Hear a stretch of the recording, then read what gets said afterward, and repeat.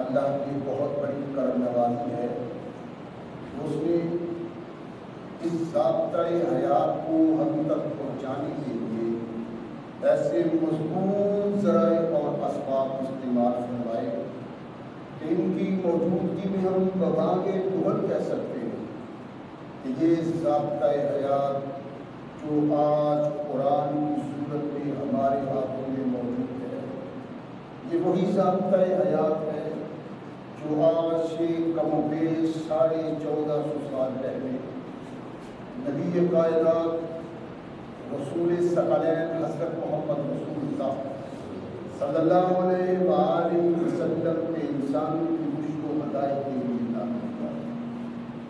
اللہ کی اس کرم نوازی پہ ہم جس قدر بھی اس کا شکریہ ادا کریں، کما حق کا اس کا شکریہ ادا کریں، اس لیے کہ یہ ضابطۂ حیات وہ دستور مقتدی ہے کہ اگر انسان اس سے تعلق پیدا کر لیتا ہے تو یہ قرآن اس کی دنیاوی زندگی میں ایک عظیم انقلاب پیدا کر دیتا ہے،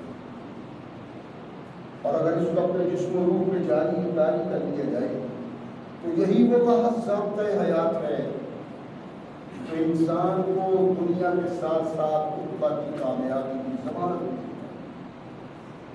مگر سب ہے ایسے ضابطۂ حیات کی موجودگی کے باوجود آج ہم تختۂ عرش پہ اتنی بدنصیبی کی زندگی بسر کر رہے ہیں کہ شاید کوئی دوسری قوم ہم سے بڑھ کے بدنصیب نہ ہو۔ کے اقوام میں ہم وہ ہیں جنہوں نے انسان کو انسانیت سے آگاہ کیا اور انسان کو انسانیت کی پہچان کروائی. جس قوم نے انسان کو زمین سے اٹھا کے آسمان کی بلندیوں تک پہنچایا، آج وہ قوم اپنے کردار کے سبب، قرآن سے اعراض کے سبب، محمد رسول اللہ سے اعراض کے سبب اتنی پستیوں میں گر گئی ہے کہ اس کا ان پستیوں سے اٹھا کے کھڑا کرنا کار طارت ہے. جو قوم گر جاتی ہے اور پھر گرنے کے بعد وہ اٹھنے کے متعلق بھی نہیں سوچتی، اس کو ذلت و نکبت کے گھڑے سے کوئی نہیں نکال سکتا. آج ہم وہ بدنصیب ہیں جو اتنی پستی میں گر گئے ہیں. احساس بھی ہے، ادراک بھی ہے، سمجھتے بھی ہیں، لیکن اس بدنصیبی سے نکلنے کے متعلق سوچتے نہیں. کس طرح سوچا جا سکتا ہے؟ یعنی انسان اگر کسی پریشانی میں مبتلا ہے تو وہ پریشانی کیا ہے، اس پریشانی کو سمجھ کے اس سے نجات کی بھی کوئی صورت ہے تو اس صورت کو اپنایا جاتا ہے. جو اتنا بدنصیب ہو، اس کو اس سب کچھ کا علم ہو، لیکن پھر بھی وہ اپنی کھوئی ہوئی عزت پانے کے لیے کوشش نہیں کرتا، جد و جہد نہیں کرتا، تو اس کی بدنصیبی کے ماتم کے سوا اور کچھ نہیں ہو سکتا. ہم وہ لوگ ہیں جو ساری کائنات کے انسانوں میں ایک جدا ہی پہچان رکھتے تھے، اور اس جدا پہچان کا سبب کیا تھا، کس بنیاد پہ؟ اس کی بنیاد اللہ کا قرآن اور محمد رسول اللہ صلی اللہ علیہ وسلم کا فرمان. جب تک یہ قوم ان دونوں چیزوں سے وابستہ رہی، عزت و افتخار اس کے گھر کی لوٹی رہی. جب اس نے اللہ کی طرف پیچھا کر لیا، رسول اللہ کی طرف پشت کر دی، اللہ کی رحمتیں ان لوگوں سے ٹوٹ گئی، اور نتیجہ آج ہماری ذلت کی صورت میں حضور دیکھو.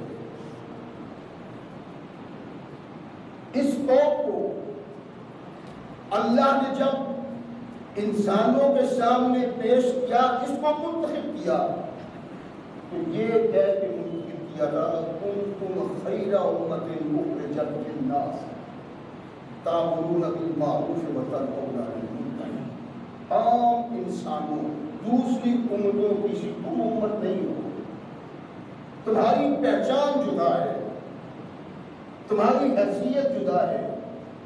وہ کیا ہے کہ تم اپنے لیے نہیں بلکہ انسانیت کے لیے پیدا کیے گئے ہو. تمہارے لیل و نہار، تمہاری زندگی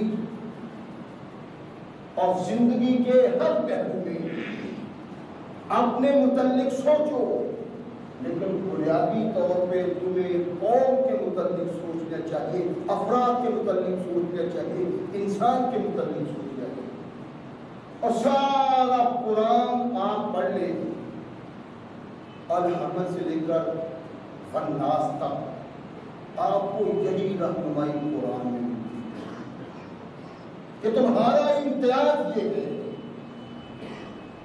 تمہاری شناخت یہ ہے کہ تم جد و جہد کرتے ہو، غافل اور سست نہیں ہو، کوشش کرتے ہو کہ انسان کا تعلق اس کے خالق سے جوڑا جائے، انسان کو اس کی شناخت کروائی جائے، انسان کو وہ زندگی بسر کرنے کی رہنمائی کی جائے جس زندگی کو اپنا کے انسان واقعی انسان بنتا ہے، اور اللہ کا وہ فرمان والتین والزیتون وطور سینین وہذا البلد الامین ایک سچائی کی صورت میں انسان سامنے آتا ہے، اور یہ ایک حقیقت ہے۔ جب اس قرآن کے آنے کے بعد محمد رسول اللہ صلی اللہ علیہ وسلم نے آواز دی لوگوں کو کہ آؤ، تمہارا راستہ غلط ہے، تمہاری سوچ غلط ہے، تمہارے لیل و نہار غلط ہے، اور انہی غلطیوں کے سبب آج تم ذلت و نکبت کی زندگی بسر کر رہے ہو۔ روکنے کی کوشش کرو۔ تختہ عرش پہ جہاں قرآن آیا وہاں رہنے والے باسی تمام انسانوں کے نزدیک بدو تھے، جہل تھے، لیکن قرآن جب انہیں بدو اور جہلوں میں آیا، انہوں نے کان کھول کے محمد رسول اللہ کی زبان سے قرآن سنا، آنکھیں کھول کے کردار مصطفیٰ دیکھا، اور احساس ہوا انہیں کہ زندگی کی معراج یا قرآن میں موجود ہے یا محمد رسول اللہ کے فرمان میں۔ اس سے جب انسان کہتا ہے وہ عظمت، وہ عزت، وہ شان، انسان اس سے محروم رہ جاتا ہے۔ قرآن نے قدم قدم پہ ہماری رہنمائی کی ہے کہ معاشرتی زندگی، معاشرے کی زندگی کس طرح وابستہ، کس طرح اختیار کرنی ہے اور اس کو کس طرح اپنانا ہے۔ اگر تم اس کو یوں اپنا لو جس طرح اللہ چاہتا ہے، جس طرح محمد رسول اللہ چاہتے ہیں، تو اللہ فرماتے ہیں میں گارنٹی دیتا ہوں تمہیں تمہاری دنیا میں عزت ہوگی، تمہاری عزت کو لوگ سلام کریں گے، تم سے لوگ پیار کریں گے، عقیدت رکھیں گے تم سے، اور تمہاری زندگی انسانیت کے لیے سبب رہنمائی ہوگی۔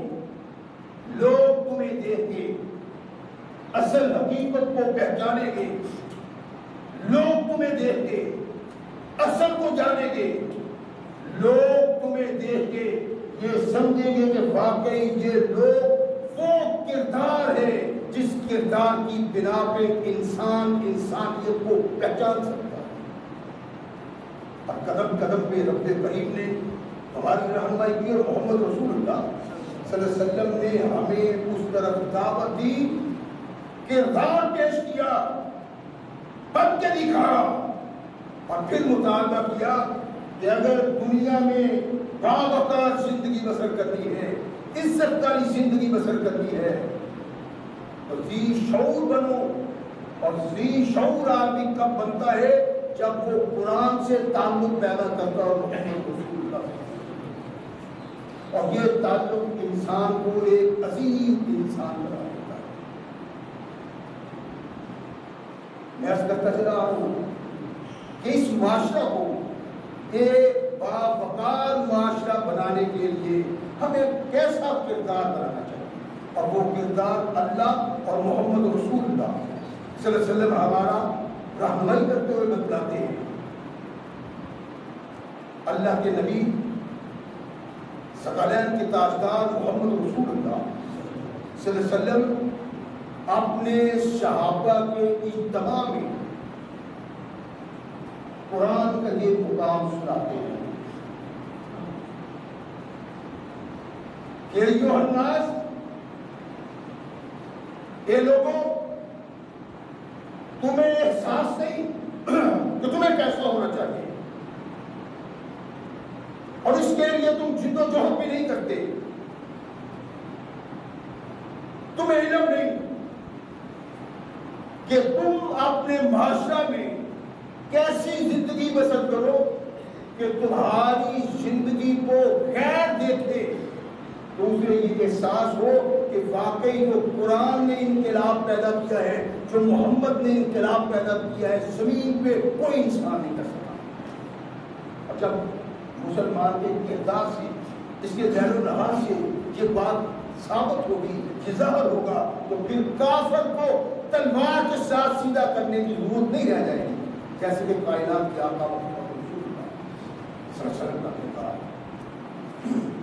اللہ کے نبی نے اپنے کردار سے انسانیت کو اس راہ پہ چلایا جو اللہ کی راہ تھی، جو انتہا کا بھاگی ہوا، سرکش ہوا، وہ ہدایت کو لینے کے لیے تیار ہی نہیں، دلائل سے مقابلہ نہیں کرتا، بغض سے، حسد سے، اناج سے۔ تو اللہ نے ارشاد فرمایا کہ ایسے بد کردار لوگوں کے خلاف تلوار اٹھانے کی ضرورت ہے۔ اسلام وہ مذہب ہے جس نے انسان کی رہنمائی عقل و شعور کی اپیل پہ کی، اور قرآن وہ، اسلام وہ واحد تحریک ہے جس نے جب چاہا یہ سمجھا کہ انسان اب واضح سے نہیں سمجھتا تو تلوار کا کائنات کی آقا سے غیرت کے تاجدار محمد رسول اللہ صلی اللہ علیہ وسلم کا معاشرہ، وہ افراد، ان کے لیل و نہار، میں عرض کرتا رہا جب صحابہ کا سلسلہ کہ کیسے تھے وہ لوگ اور کیوں کر ان میں انقلاب آیا، وہ کیسے تھے، کیسے بنے، اور پھر ان کا ذکر انسانیت میں کیسے چلا، اور آج تک جو بھی انسان محمد رسول اللہ کے صحابہ کا کردار پڑھتا ہے تاریخ میں، وہ سلام کیے بغیر نہیں رہتا۔ آج ہماری حالت یہ ہے کہ وہ لوگ ہم پہ ہنستے ہیں، تبسم اڑاتے ہیں، ہمارا مذاق اڑاتے ہیں ہمارا، کس قوم کا؟ جس قوم نے تمام کائنات کی انسانیت کو انسانیت سے پہچان کرائی۔ خالق کائنات نے معاشرے کو بہترین معاشرہ بنانے کے لیے ایک یہ بھی سبب دیا ہے، سبب تو ہم پڑھتے چلے آ رہے ہیں کہ اللہ کس طرح کی انسانی زندگی اور انسانی معاشرے کو تخلیق دینا چاہتے ہیں۔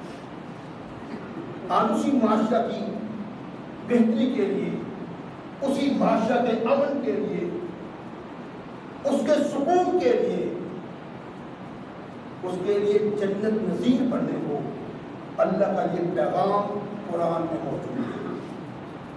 اللہ ارشاد فرماتے ہیں کہ احسانات جن کا میں تذکرہ کرتا چلا ہوں، اچھائی، بھلائی، قربت،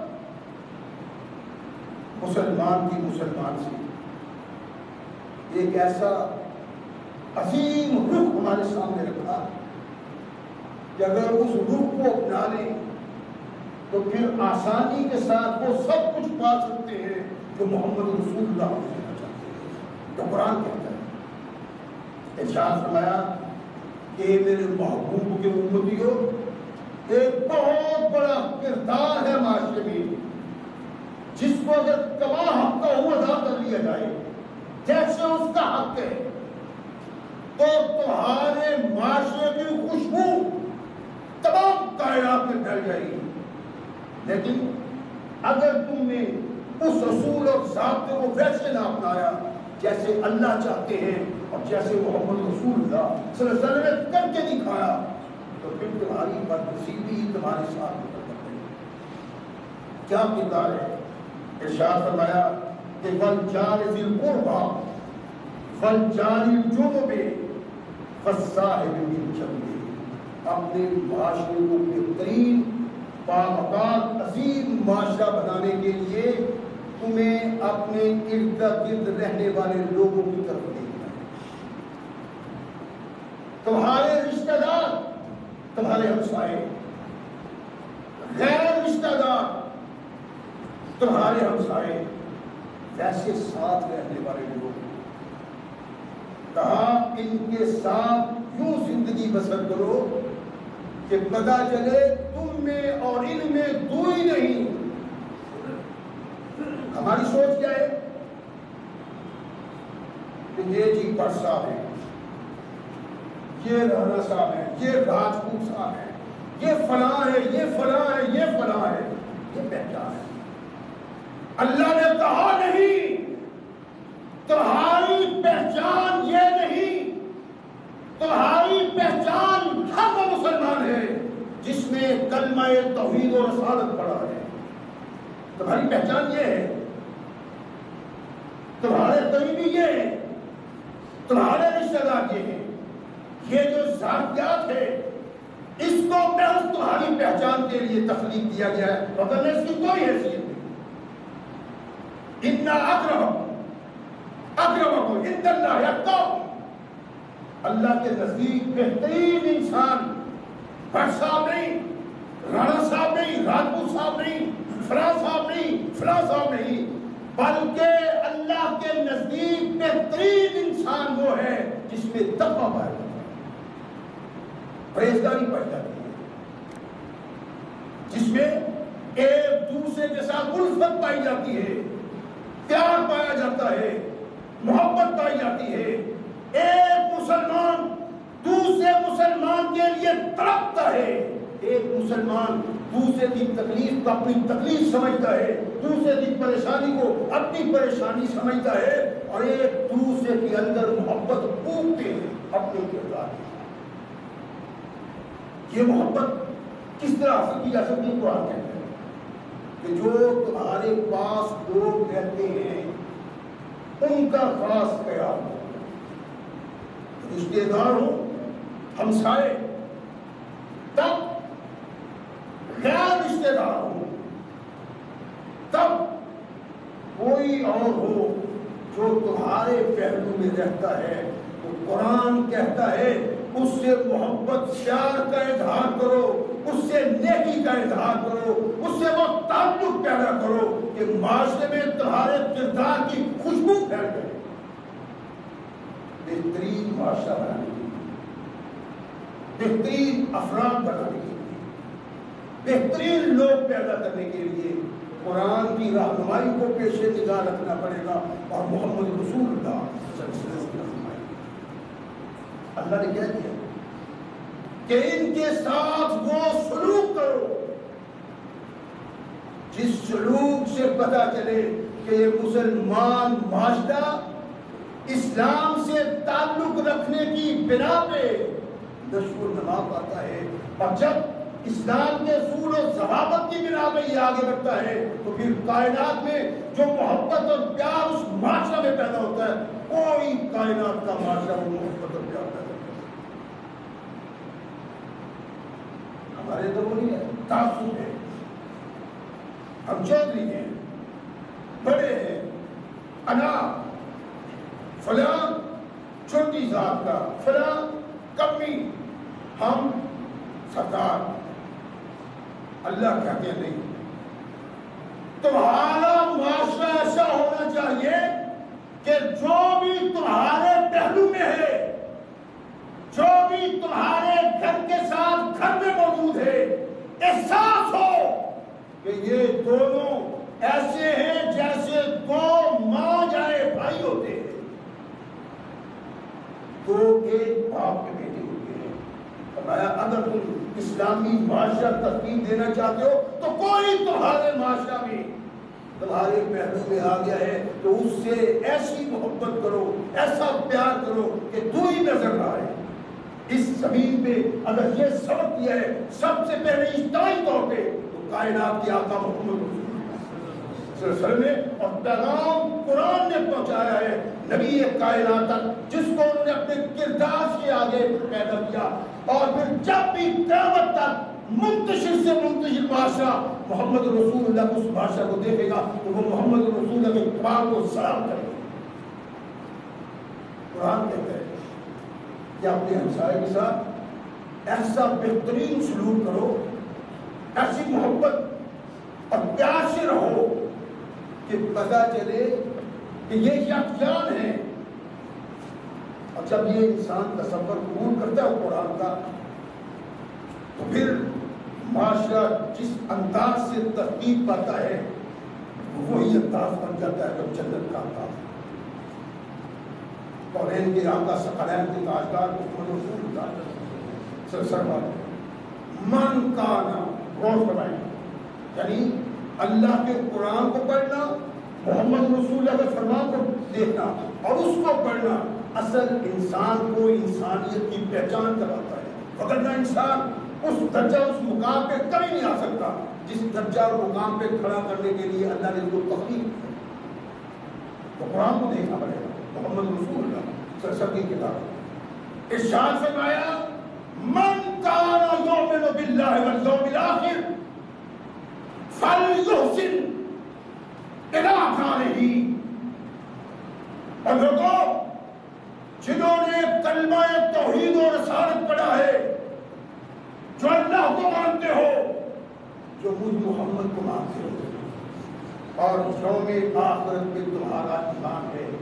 کیا ایمان کہ اس زمین پہ جو انسان جو بولے گا وہی کاٹے گا اور یہاں جو زندگی بسر کرتا ہے اس زندگی کے متعلق جس کے سوال ہوگا قیامت کے دن یہ کامیابی تب پا سکتا ہے اگر اس کا کردار قرآن کا ہوا اگر اس کا کردار رسول اللہ کا ہوا. اگر وہ کردار وہ افعال نہ ہوئے جو اللہ چاہتے ہیں اور جو محمد رسول اللہ کر کے دکھائے تو بھلا اس کی کوئی اثر نہیں. من کان یؤمن باللہ والیوم الآخر اس کا مطلب یہ ہوا کہ رحمت کائنات محمد رسول اللہ صلی اللہ علیہ وسلم پیغام دینا چاہتے ہیں قیامت تک کے لیے کہ وہ آدمی نہ تو اللہ پہ ایمان رکھتا ہے اور نہ آخرت پہ اس کا ایمان ہے جس کے تعلق اس کے ہمسائے کے ساتھ اچھے نہیں. فلیحسن نیکی کرے اچھائی کرے بھلائی کرے اور خوبی کے ساتھ پیش آئے اس کے ساتھ. اور دوسرے الفاظ یہ مسلم کے الفاظ بخاری کا الفاظ یہ ہے فلا یؤذ جارہ وہ اپنے ہمسائے کو تکلیف نہ دے.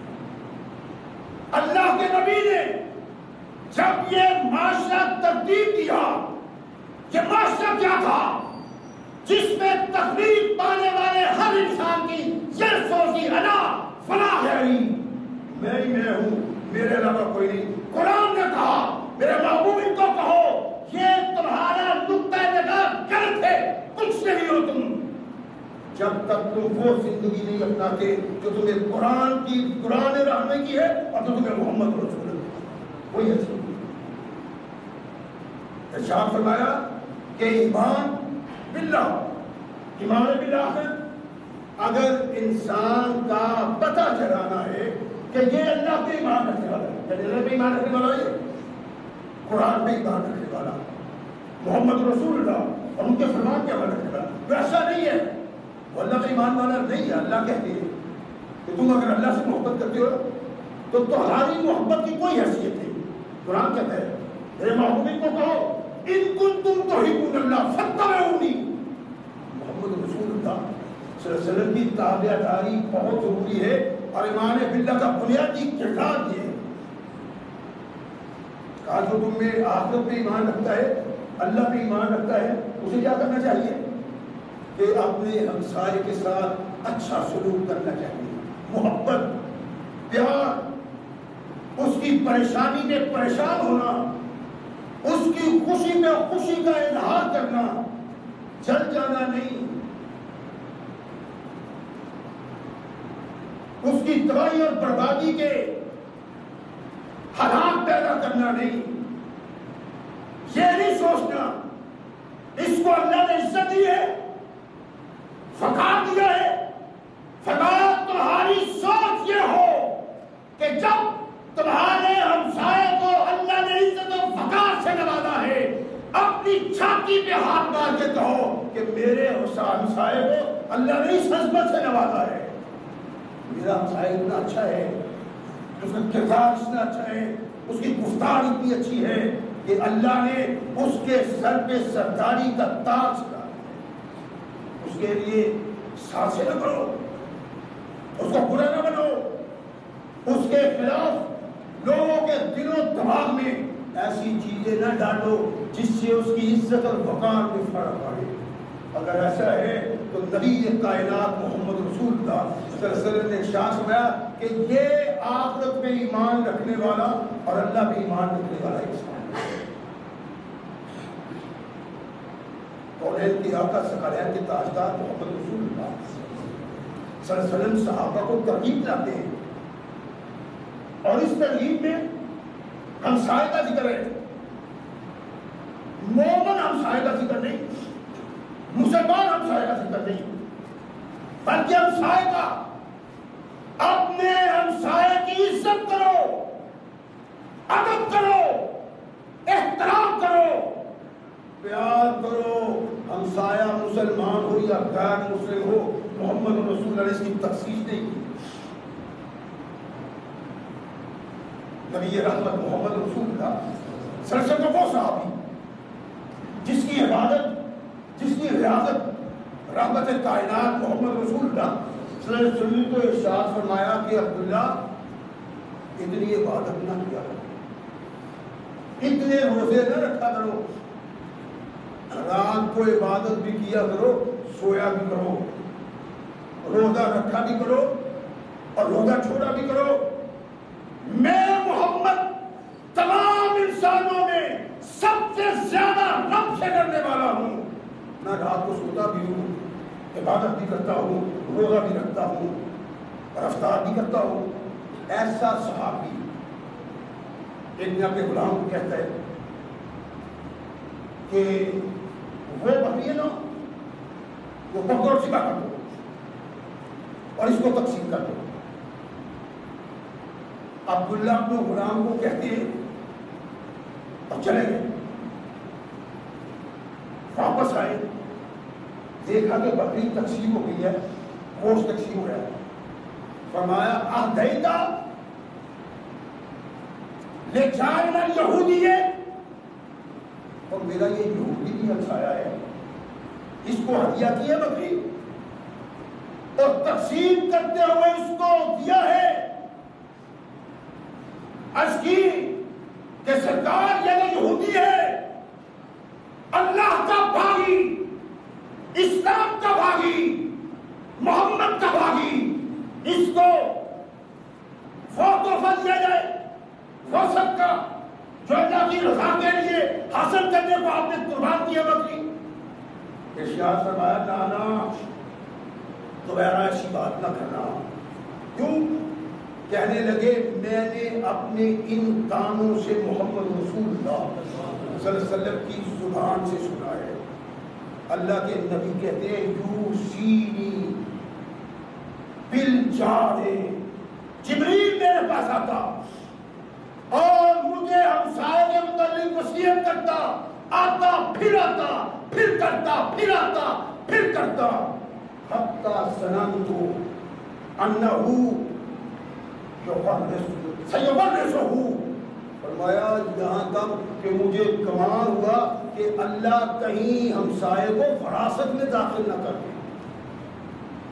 ہمسائے کی حیثیت کو سمجھ لیجیے، نبی رحمت محمد رسول اللہ صلی اللہ علیہ وسلم نے یہ فرمایا۔ وراثت کیا ہے؟ دودھ کی وراثت، خون کی وراثت، نطفہ کی وراثت، وراثت یہ ہے۔ اور کائنات کے آقا ارشاد فرماتے ہیں اتنی بار جبریل نے ہمسائے سے تعلق پیدا کرنے کا کہا کہ مجھے گمان گزرا کہ وراثت کا قانون ہی نہ بدل جائے، اللہ کہیں ہمسائے کو انسان کی وراثت میں داخل کرے۔ سوچا کبھی ہم یہ کوئی معمولی بات ہے؟ اللہ کے نبی نے فرمایا میں نے پڑھ لیا، آپ نے سن لیا، نہیں، یہ نہیں، بلکہ احساس دلانا ہے ایک وقت زمین پہ ایسا آئے گا کوئی انسان مسلمان کے پاس کافر نہیں ہوگا، اس کا ہمسایہ غیر مسلم نہیں ہوگا۔ یہ بتلا کے ہمیں بتلایا ہے کہ غیر مسلم ہمسائے کے ساتھ بھی ایسا سلوک کرو جس سلوک سے اسے پتا چلے محمد کیا ہے، اللہ کیا ہے، اور جب کبھی وقت آئے گا تم مسلمان ایک دوسرے کے ساتھ رہو گے، تمہارے اندر اتنی محبت پیدا ہو جائے گی، پیار پیدا ہو جائے گا، اتنا قرب پیدا ہو جائے گا تو تمہارے اندر دشمنی پیدا ہوگی۔ آج ہم دشمن ہیں ایک دوسرے، ہاں جی میرا ہمسایہ میرا ہمدرد نہیں ہے، میں کسی ہمسایہ کا ہمدرد نہیں ہوں، آپ کا ہمسایہ آپ کا ہمدرد نہیں، آپ بھی وہ کردار ادا نہیں کرتے جو قرآن چاہتا ہے، جو محمد رسول اللہ چاہتا ہے۔ اس کا نتیجہ کہ یہ قوم جس نے انسان کو انسانیت کی پہچان کروائی تھی، اپنی بد کرداری کے سبب آج اتنی زمین دوز ہو گئی کہ اس کو اٹھانا مشکل ہے۔ کیوں؟ یہ محمد رسول اللہ کے افعال، ان کے اسرار، ان کے خیالات، ان کی باتوں سے اعراض کی زندگی ہے۔ وہ نہیں یہ سوچتا کہ یہ میرا ہمسایہ ہے، مجھے اس سے پیار کرنا چاہیے، اس سے محبت کرنی چاہیے۔ اگر انسان رحمت کائنات محمد رسول اللہ صلی اللہ علیہ وسلم کے فرامین سے نتیجہ حاصل کیا جا سکتا ہے کہ اگر انسان اپنے ہمسائے سے اس محبت اور پیار سے نہیں رہتا جس کا مطالبہ قرآن کرتا ہے اور جو کردار محمد رسول اللہ نے بتایا ہے، تو پھر ذلت و نکبت ہی ہمارا مقدر بن جائے گی۔ اختلاف، انتشار، دوئی، دشمنی، ایک دوسرے کی عزت کو پامالی کے سبب سانس سے ایک دوسرے کے خلاف تباہی کا سبب کیا ہے؟ مسلمان ممالک کے دشمن ہیں اور کافر کے دوست۔ کیوں؟ اور اس کا سبب یہ ہے ہم نے قرآن کو پس پش ڈالا، محمد رسول اللہ صلی اللہ علیہ وسلم سے اعراض کیا، اللہ کی رحمتیں ہم سے روٹ گئی اور ہم ایسا مقام بھی آ گئے جو آج ہمارا مقام ہے۔ جرأت ہی نہیں ہے کہ ہم قرآن کی بات کر سکیں، جرأت ہی نہیں ہے کہ ہم اسلام کی بات کر سکیں۔ یہ احتجاج کر رہے ہیں۔ کیا احتجاج ہے؟ کہ ہندوستان کی ایک عورت نے ثقلین کے تاجدار محمد رسول اللہ صلی اللہ علیہ وسلم کی توہین کی ہے اور یہ مسلمان احتجاج کر رہے ہیں، لعنت کرا رہے ہیں۔ اور یہ اپنا ملک کیا کہا ہے اس کو؟ ایک بھی قوت ہے، بڑی بڑی بات ہے، ہم ایک بھی قوت ہے۔ تم جیسا بزدل انسان ایک بھی قوت کا مالک نہیں ہونا چاہتے تھا۔ احتجاج کرتے ہو؟ انگلینڈ اور آسٹریلیا کی کرکٹ ٹیموں کے درمیان اختلاف پڑ گیا، ایک بالر نے ایک بیٹسمین سے زیادتی کر دی، وہی زیادتی کی بنیاد پہ دونوں کی فوجیں سرحد پہ لگ گئی، وہ بھارت کی لڑائی لڑ گئی، کرکٹ کی ٹیموں میں اختلاف ہوا۔ تمہیں شرم نہیں آتی؟ غیرت نہیں تمہاری بیدار ہوتی؟ مسلمانوں کیا ہو تم؟ پاکستان کی فوج بڑی طاقتور ہے، بڑی ایماندار ہے، کہاں گیا تمہارا ایمان؟ اس بکواس کی بنا پہ فوجیں سرحدوں میں لگنی چاہیے تھی، نہیں بلکہ اٹیک کرنا چاہیے تھا ہندوستان پہ، تمام دنیا کو بتلانا چاہتا تھا کہ ہم جیتے ہیں تو محمد رسول اللہ کی عزت کے لیے مریں گے، تو ان کی عزت میں مریں۔ سبب تو یہ ہے تیرے اندر ایمان ہی نہیں ہے، زنگ لگ گیا تیرا، تیرا دل پتھر کا دل ہے، گوشت پوش کا دل نہیں ہے، تیرا ایمان وہ لا الہ والا نہیں جو محمد رسول اللہ کے صحابہ پائے گا۔ احتجاج کرتے ہیں اور بے حیا بے غیرت 56 ممالک مسلمانوں کو ہندوستان سے تجارت کر رہے ہیں، اور تیوسر تمہاری زندگی کیا اللہ کے نبی کے نزدیک محبوب زندگی ہے؟ اللہ کے نزدیک محبوب زندگی ہے؟ اللہ کہتے ہیں کہ یہ تمہارے درمیان محبت، پیار، عقیدت کیسے آئے گی جب تم ایک دوسرے کے لیے قربانی کا جذبہ رکھو گے۔ مسلمان کے لیے نہیں بلکہ صحابی رسول کے لیے آخریتا رجال یہودی ہے، اور میرے ہمسائے یہودی کے ساتھ تم نے یہ سلوک کیا ہے کہ اس کو گوشت بھیجتا۔ اب صدر تو قیامت اب یہودی نہیں رہتے، ہندو نہیں رہتے، عیسائی ہم سائے نہیں رہتے. اللہ نے یہ بتلایا ہے, رسول نے بتلایا ہے کہ اگر اللہ اور رسول کے نزدیک ہمسائے یہودی سے نیک سلوک ضروری ہے تو مسلمان سے تم نیک سلوک کرو گے, تمہارے دلوں میں محبت پیدا ہوگی, پیار پیدا ہوگا, بغض دور چلا جائے گا, حسد دور چلا جائے گا, ایک دوسرے کے محبوب بن جاؤ گے. ایک دوسرے کے محبوب نہیں, اللہ کے بھی محبوب. اللہ کے نبی علیہ السلام نے قدم قدم پہ مختلف انداز سے ہمیں یہ سمجھایا, ہمیں بتلایا ہے, جس سے ہم کان بند کر کے سنتے ہیں, آنکھیں بند کر کے سنتے ہیں, پاس میں بیٹھے ہوئے اور نیند سے جھول رہے. یہ بات سن رہے ہیں, قرآن سن رہا ہے, محمد رسول اللہ فرماتے ہیں. اور تیری طبیعت کیسی ہے جب قرآن کے الفاظ تیرے کان میں پڑے تو تڑپ جائے, جب محمد رسول اللہ کا پیغام تیرے کان میں پڑے تیرے دل کی تختی پہ نقش ہو جائے, تب تم ہمارا, تب تم مسلمان. ارشاد فرمایا ما من جار, رحمت کائنات علیہ السلام کے الفاظ دیکھیں, ما من جار یظلم جارہ یحقرہ الا ہلاکا. رحمت کائنات محمد رسول اللہ صلی اللہ علیہ وسلم نے ارشاد فرمایا کہ جو ہمسایہ اپنے ہمسائے سے ظلم کرتا ہے, اور یہ اگر آپ نے دیکھنا ہے تو اس ہمسائے کو پوچھو جو طاقتور آدمی کا ہمسایہ ہے, اس کی معاشرے میں چلتی ہے, اس کو لوگ پوچھتے ہیں,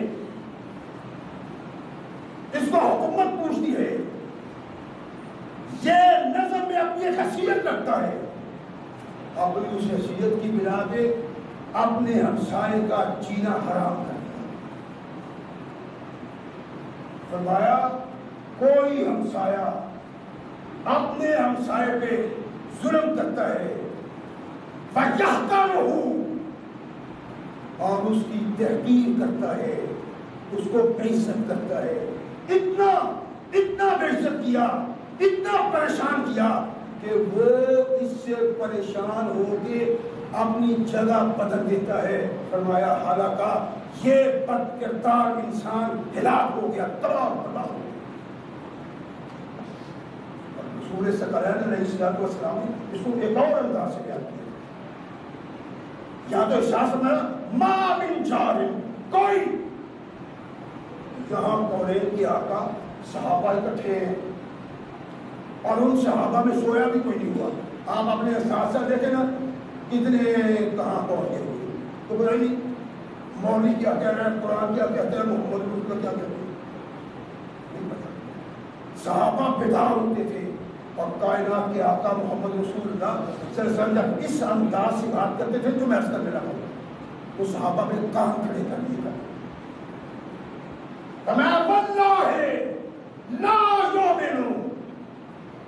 نبی کائنات کو قسم کھانے کی ضرورت پڑتی ہے.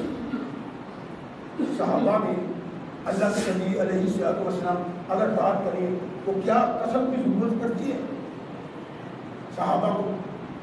واللہ, اور میرے صحابہ اللہ کی قسم لا یؤمنون, وہ آدمی مومن نہیں ہے.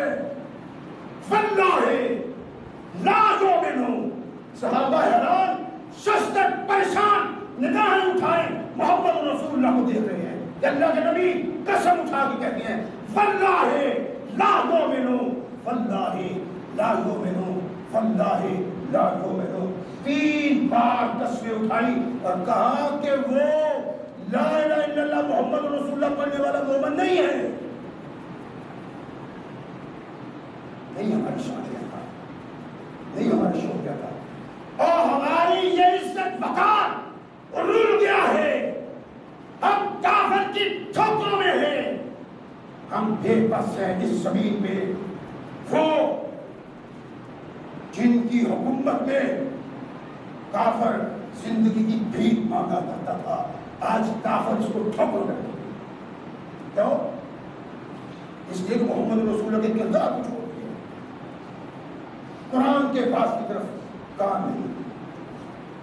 3 بار کہا رحمت کائنات میں صحابہ تڑپ اٹھے پریشان بے حال کی رحمت یا رسول اللہ صلی اللہ علیہ وسلم اللہ کے نبی قسمیں کھانے کی کیا ضرورت تھی اور وہ کون بد نصیب ہے نام آپ نے نہیں لیا یہی بتا رہے ہیں واللہ لا یؤمن واللہ لا یؤمن واللہ لا کون بد نصیب ہے وہ کون انسان ہے جس کے متعلق آپ کو قسم اٹھانی پڑی 1 نہیں 2 نہیں 3 بار آپ نے قسم اٹھائی ہے یہ کون بد نصیب ہے فرمایا وہ شخص لا یامن الذی لا یامن جارہ بفائقہ فرمایا وہ طاقتور وہ قوت والا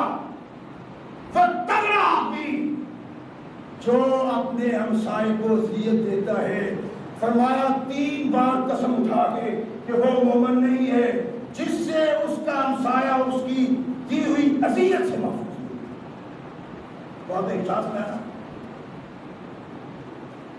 تو کوئی ایسا ہمسایہ نہیں فما من جار یظلم جارہ فیحقرہ الا ہلاکا کہ وہ ہلاک ہو گیا یہاں اللہ کے نبی محمد رسول اللہ صلی اللہ علیہ وسلم نے اس کے ایمان کا انکار کر دیا ہے اللہ کے بندو اپنے قرب و جواب میں جھانکو اپنے دائیں دیکھو اپنے بائیں دیکھو تمہارا ہمسایہ تم سے ناراض ہے تم سے اللہ بھی ناراض ہے اور قیامت کو محمد رسول اللہ بھی ناراض ہے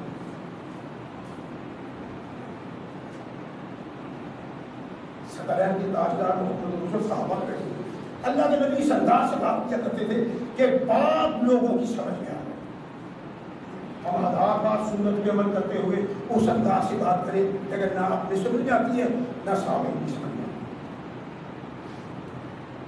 بیٹھے ہیں صحابہ ارشاد فرمایا میرے صحابہ تیمم المفرد میں امام بخاری رحمہ اللہ علیہ نے روایت کی میرے صحابہ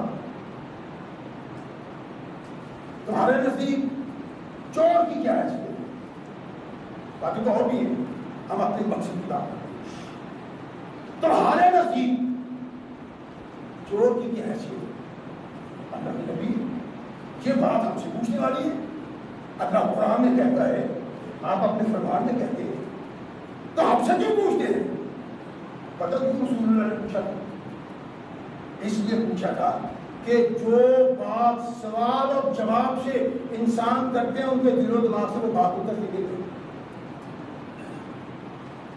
وہ بیٹھ جاتے اگر کوئی آدمی آگے سوال کرتا ہے نا تو سوال کا جواب دیا جاتا ہے تو پھر وہ جواب اس کے دل و دماغ سے نہیں نکلتا کونین کے آقا محمد رسول اللہ کائنات کے سب سے بڑے دانا اور سب سے بڑے حکیم فرمایا تمہارے نزدیک چور کی کیا حیثیت کہ اللہ کے نبی یہ تو بڑی بدنصیبی ہے حرم اللہ عز و جل رسولہ چوری کو اللہ رسول نے منع کیا ہے حرام کیا ہے اس سے بڑی اور کیا بات ہو سکتی کہ اللہ رسول نے اس کو حرام کرا دیا ہے رحمت کائنات محمد رسول اللہ صلی اللہ علیہ وسلم سے پوچھتے ہیں اور صحابہ متوجہ ہیں کان کھلے ہوئے آنکھیں کھلی ہوئی محمد رسول اللہ کے چہرہ اقدس پہ آنکھیں لگی ہوئی ہیں یا رسول اللہ اللہ نے بھی اس کو حرام کرا دیا ہے آپ نے بھی اس کو حرام کرا دیا ہے اس میں مزید بات کی ضرورت نہیں رہتی ارشاد فرمایا ایسر علیہ کہا کہ ایک انسان چوری کرتا ہے ایک رات بھی چوری دوسری رات بھی چوری تیسری رات بھی چوری تو کون کہہ رہا ہے ثقلین کے تاجدار محمد رسول اللہ چوتھی رات بھی فرمایا ایک انسان 10 چوریاں کرتا ہے 10 چوریاں ایسا نہیں ہے ان 10 چوریوں کا جو اس پہ بوجھ ہے وہ آسان ہے من ان یسرقا من بید جارہی، کہا 10 چوریاں کرنے والا اتنا بڑا گناہگار نہیں جتنا بڑا ہمسائے کے ہاں ایک چوری کرنے والا گناہگار۔ میں نے نہیں سوچا، آپ نے سوچا، سوچا بھی آپ نے؟ چوری یہ ہے کہ اس کے صندوق سے جا کے نکال کے لائے، چوری یہ ہے اس کا ٹیچی کیس جا کے پھوڑ کے دیکھے، نہیں نہیں نہیں، چوری اس کو نہیں کہتے، اس کی چھت پہ پڑی ہوئی لکڑی جو اٹھا لیتے ہو اس کو بدلانے کے بجائے یہ بھی چوری ہے، اس کا کپڑا اٹھا لیتے ہو، اس کی اینٹ اٹھا لیتے ہو اور اس کو علم نہیں ہوتا یہ چوری ہے۔ میرے آقا نے ارشاد فرمایا 10 چوریاں کرنے والا انسان اتنا بڑا گناہگار نہیں جتنا بڑا گناہگار ایک چوری کرنے والا ہے ہمسائے کے گھر میں۔ اور اس بات کو سمجھنے کی ضرورت ہے، سوچتے نہیں ہم، اس طرح دھیان سے دیکھ، خیال ہمارا نہیں جاتا۔ اللہ کے بندو، اللہ چاہتا ہے ہمسائے سے تمہارے تعلقات ایسے ہوں کہ تمہارے ان تعلقات کو دیکھ کے اللہ عرش پہ مسکرائے۔ فرمایا لیس مومن، وہ آدمی مومن نہیں ہے۔ اللہ کے نبی نے ایمان سے متعلق کیا ہے ہمسائے کے حق کو، لیس مومن الذی یشبع فجارہ جائع، فرمایا وہ آدمی مومن نہیں جو پیٹ بھر کے کھاتا ہے، ڈگار پہ ڈگار مارتا ہے لیکن اس کا ہمسایہ بھوکا ہے۔ ہم تو دیکھتے نہیں ہیں، غور نہیں کرتے۔ یہ نہیں ہے کہ آج ایسا ہمسایہ بنی ہے اور ہے، لیکن ہم اتنے بد نصیب ہیں، رحمت سے محروم ہیں، ہم چاہتے ہی نہیں کہ پتہ لے ہمارا ہمسایہ بھوکا تو نہیں۔ آج کے دور میں بھی ہے، آپ بھی دیکھتے لوگ خودکشیاں کرتے، بچوں کو قتل کر دیتے، نہروں ندیوں میں پھینک دیتے، کس بنا پہ؟ بھوک کی بنا پہ۔ ہم یہ سمجھتے تھے آج کے دور میں تو کوئی بھوکا ہے، لیکن تیری میری بد نصیبی ہے کہ ہم اللہ کی رحمت کو پانے کی کوشش نہیں کرتے، نہ صحیح۔ لیکن ثقلین کے تاجدار محمد رسول اللہ صلی اللہ علیہ وسلم نے ارشاد فرمایا ہے کہ ابو ہریرہ اگر کوئی گوشت وغیرہ پکاتے ہو تو فرمایا پانی زیادہ ڈال دیا کرو۔ اللہ کے نبی کیوں ارشاد فرمایا اس میں سے کچھ اپنے ہمسائے کو بھی دے۔ کبھی کبھی ہم دیکھتے ہیں وہ فرمایا محبت نہیں پیدا ہو سکتی، ہمسائیگی میں یہ کردار محبت کا سبب ہے، لیکن میرے معاشرے میں محبت نہیں، میرا ہمسایہ میری عزت کا دشمن ہے، میری غیرت کا دشمن ہے، میرے مال کا دشمن ہے اور میری زندگی کا دشمن ہے۔ کیوں؟ اس لیے کہ اس ہمسائے کے ساتھ میرا وہ سلوک نہیں جو محمد رسول اللہ چاہتے ہیں، جو اللہ نے کہا ہے۔ اسی لیے میرا دشمن ہے، میں اس کا دشمن ہوں۔ دشمنی تو چلے گی جب کردار یہ ہوگا، جب سوچ یہ ہوگی۔ رحمت کائنات محمد رسول اللہ، احادیث تو بہت ہوتی ہیں بیان کرنے والی، لیکن پریشانی یہ ہے کہ وقت نہیں ہوتا، اور دوسرا جو بعد میں آتے نا میرے بھائی، وہ سارے پریشان ہو کے گھڑی کی طرف دیکھ لو کہ 2 منٹ ہوئے ہو گئے، 3 منٹ ہوئے ہو گئے، 5 آئے ابھی ہیں، 10 منٹ ہوئے ہیں، تو یہ دیکھ کہاں جائیں گے بھائی؟ اور میرے بھائیوں عاقبت کو دیکھو، وقت قریب آ رہا ہے، ایسا نہ ہو کہ وقت کی آواز گریبان سے تھامے تو تب پتہ چلے کیا اٹھا رہے ہیں۔ کچھ کر لیں جو کائنات کے آقا محمد رسول اللہ صلی اللہ علیہ وسلم، اللہ کے نبی تشریف فرمائے۔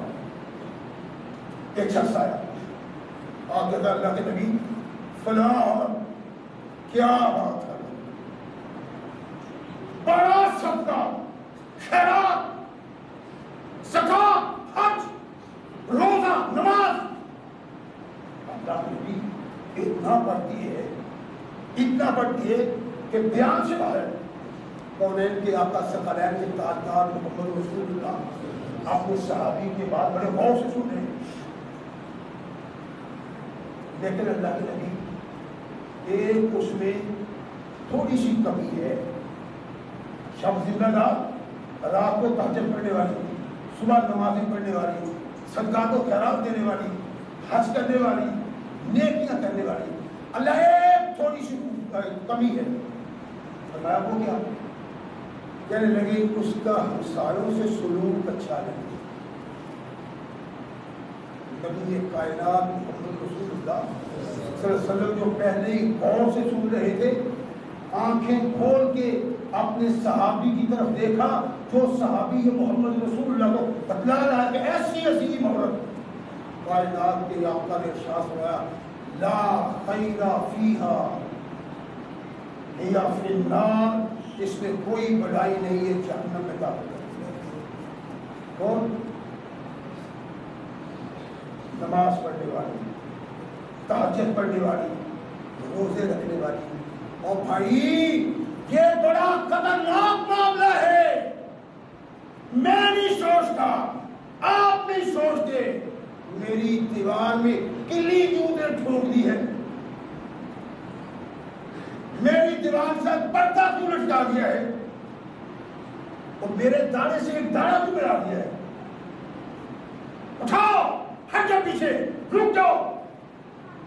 ہماری سوچے کائنات کے آقا محمد رسول اللہ صلی اللہ علیہ وسلم نے اس عورت کے متعلق کہا جس کی نیکیاں شمار کر کر کے شاید صحابی کا گلا خشک ہو گیا ہو. اللہ کے نبی نے سب کچھ سنا. ارشاد فرمایا لا خیر فیہا ہی فی النار، کوئی بھلائی بڑائی نہیں ہے، آپ نے داخل کر دیا.